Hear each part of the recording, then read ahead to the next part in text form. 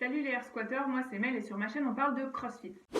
On va faire le tour de tout ce qui s'est passé cette semaine. Alors, on a eu l'annonce des demi-finales, on va parler de la suite du mercato et de l'arrivée des nouvelles girls. Donc CrossFit a lâché la liste complète des hôtes des demi-finales. En Amérique du Nord, on a les Atlas Games, les Granite Games, le Mid-Atlantic CrossFit Challenge et le West Coast Classic. Donc géographiquement, c'est plutôt bien dispersé en Amérique du Nord. Donc avec les Atlas Games au Canada, le West Coast Classic en Californie, donc à l'ouest, le MAC à l'est et les Granite Games dans le Midwest. On remarque quand même qu'il y a 2 événements sur 4 qui sont organisés par Loud & Live. Donc Loud & Live, c'est la marque d'événementiel qui est détenue par Matt O'Keefe. Matt O'Keefe, c'est un peu l'agent du grattant du CrossFit. Matt, Tia, Catherine, Justin, Vellner, Fikowski, pour ne citer que. On se souvient aussi que l'Atlas Games avait eu le privilège d'avoir été annulé à moins de 24 heures du début de la compétition, début 2020, pour cause de vous savez quoi. On est ravis de savoir qu'ils s'en sont remis financièrement. En Europe, alors là, Annie et moi, on avait parlé un peu vite alors que les négociations devaient certainement être encore en cours. Parce qu'au final, on a le German Throwdown et le Lowland Throwdown, respectivement à Berlin en Allemagne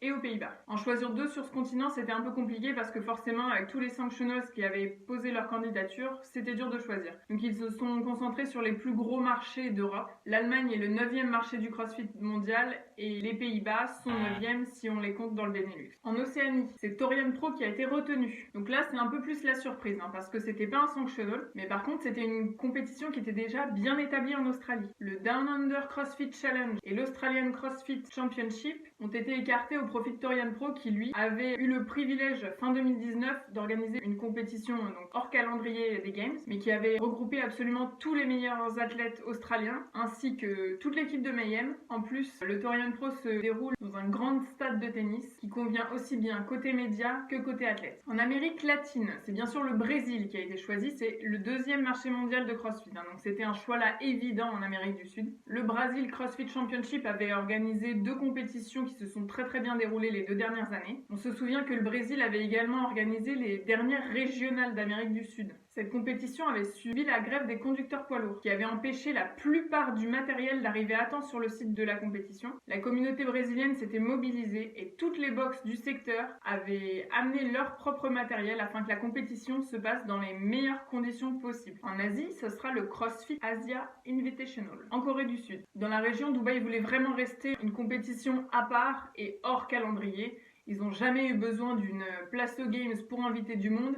Le chèque de victoire suffisait largement depuis des années. Il restait donc le Pandaland et l'Asia CrossFit Championship, mais comme c'était par le même organisateur, ils ont négocié avec lui. De toute façon, la Corée du Sud est plus accessible et beaucoup plus libre au niveau des médias, donc ça a pesé dans la balance. D'où le choix de conserver l'Asian Championship en Corée du Sud. Et en Afrique, ce sera le Fittest in Cape Town, ça aucune surprise de ce côté-là. Leur compétition, le Sanctional en 2019, c'était super bien passé et par contre il avait été annulé en 2020. En fait, il y avait eu un match de tennis entre Federer et Nadal qui avait été organisé pour une cause de charité et donc le Fittest in Cape Town n'avait pas pu avoir lieu. Reste bien sûr à déterminer sur tous ces événements de demi-finale, ceux qui vont réussir à pouvoir se tenir en personne ou pas, vu les conditions actuelles. Donc pour la suite du mercato, donc Toumi est rentrée au bercail, tout va bien, elle est là pour la saison 2021, elle a fini ses conneries avec le bobsleigh et elle veut éventuellement faire un 5e championnat et égaler son pote.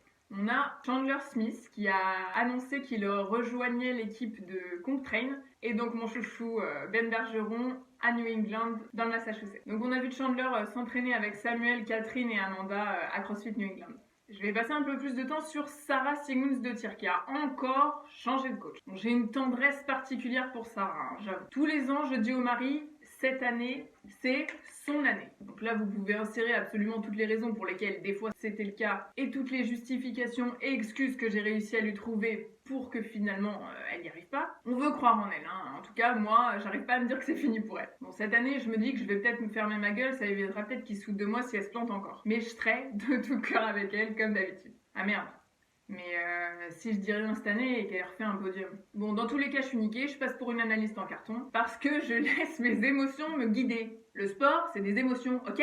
Donc dans le passé de Sarah, on se souvient de l'excité des documentaires qui lui gueulaient dessus Back to the bar, alors qu'elle était en train de littéralement essayer de pas mourir sous le cagnard. Donc lui c'était le coach de la programmation Joe. Puis après 2 ans de podium, elle a déménagé à Cookeville dans le Tennessee pour se rapprocher de Rich Froning, même s'il n'était pas vraiment son coach. Elle n'en avait pas à ce moment-là, mais bon, au moins elle avait Rich dans son corner. En 2018, elle rejoint Red Pill et le coach Phil Mansfield. En 2019, à nouveau sans coach, mais en s'entraînant beaucoup avec BKG. Elle rejoint donc pour 2021 l'écurie de Training Think Tank, donc gérée par Max Elhag. Lui, il a commencé le CrossFit en 2019. Il faisait du Jiu-Jitsu et d'autres sports de combat. Et il voulait s'améliorer, donc il s'est mis au CrossFit. C'est le fils d'un judoka égyptien de niveau olympique. Vous le connaissez parce qu'il entraîne Travis Meyer depuis des années, Noah Olsen un peu plus récemment. Alors lui, c'est quand même un gros malin. Il se fait de la thune avec les athlètes qu'il envoie au CrossFit Games, mais par contre, il paye pas sa petite cotisation annuelle.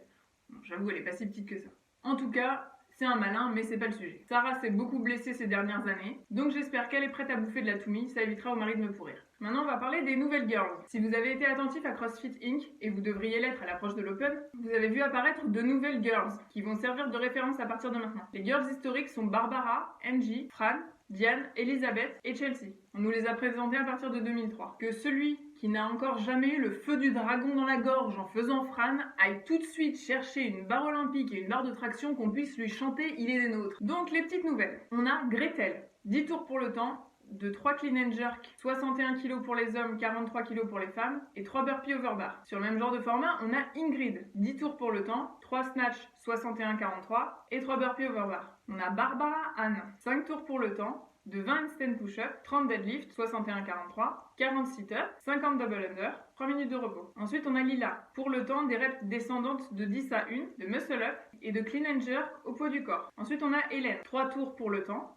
de 20 burpees, 21 dumbbell snatch, à 22,5 pour les hommes, à 15 kg pour les femmes, et 12 dumbbell thruster, même poids. Ensuite, on a Andy, pour le temps, 100 hang power snatch, 30 kg pour les hommes, 20 kg pour les femmes, 100 push press, 100 sumo deadlift high pull, et 100 front squat. Ensuite, on a Lane, 5 tours pour le nombre de reps, avec des hang power snatch à 3/4 du poids du corps, des handstand push-up, et on peut se reposer autant qu'on veut entre les rounds. Donc apparemment, c'est censé être des cousines des girls classiques. Elles sont designées pour avoir un look et une sensation qui y ressemblent, tout en étant complètement différents. Par exemple, les 100 reps de Andy font écho à Angie, pendant que Lila nous rappelle forcément Linda, avec ses reps descendantes. Par contre, si quelqu'un repère la cousine de Fran, merci de me l'indiquer que je m'en tienne éloignée précautionneusement. La probabilité qu'une de ces girls se pointe à l'Open est très forte, donc à vos pronostics pour savoir laquelle on va se taper, et laquelle Castro va se garder pour les games. C'est tout pour aujourd'hui, je vous dis à très bientôt. On pense à s'abonner, à liker, à partager et à mettre la petite cloche des notifications.